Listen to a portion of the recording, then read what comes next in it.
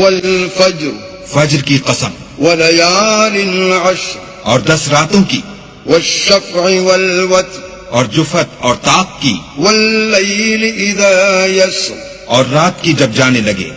هل في ذلك قسم لذي حجر اور بے شک یہ چیزیں عقل مندوں کے نزدیک قسم کھانے کے لائق ہیں کہ کافروں کو ضرور عذاب ہوگا. ألم تر كيف فعل ربك بعاد کیا تم نے نہیں دیکھا کہ تمہارے پروردگار نے عاد کے ساتھ کیا کیا؟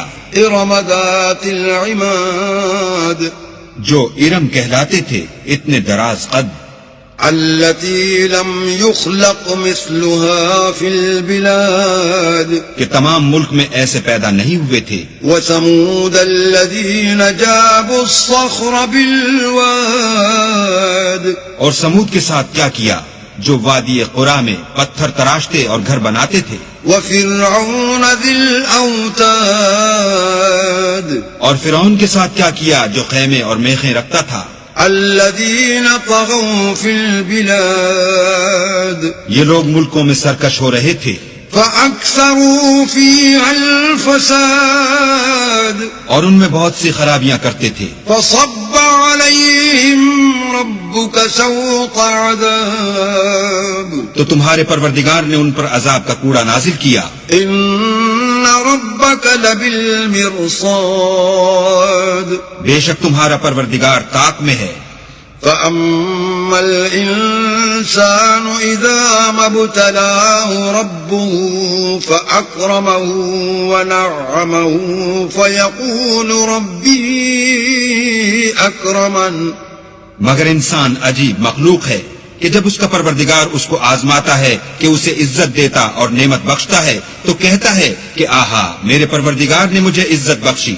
وأما إذا ما ابتلاه فقدر عليه رزقه فيقول ربي أهانن اور جب دوسری طرح آزماتا ہے کہ اس پر روزی تنگ کر دیتا ہے تو کہتا ہے کہ ہائے میرے پروردگار نے مجھے ذلیل کیا. كلا بل لا تكرمون اليتيم نہیں بلکہ تم لوگ یتیم کی خاطر نہیں کرتے. ولا تحاضون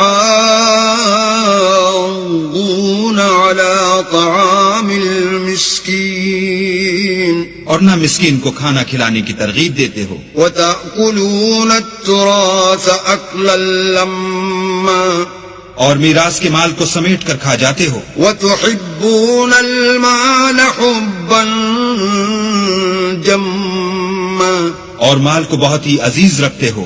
كلا إذا دكت الأرض دكا دكا تو جب زمین کی بلندی کوٹ کوٹ کر پست کر دی جائے گی. وجاء ربك والملك صفا صفا اور تمہارا پروردگار جلوہ فرما ہوگا اور فرشتے قطار باندھ باندھ کر موجود ہوں گے. وجيء يومئذ بجهنم يومئذ يتذكر الإنسان وأنى له الذكرى اور دوزخ اس دن حاضر کی جائے گی تو انسان اس دن متنبہ ہوگا مگر اب انتباہ سے اسے فائدہ کہاں مل سکے گا. يقول يا ليتني قدمت لحياتي کہے گا کاش میں نے اپنی زندگی جاویدانی کے لیے کچھ آگے بھیجا ہوتا.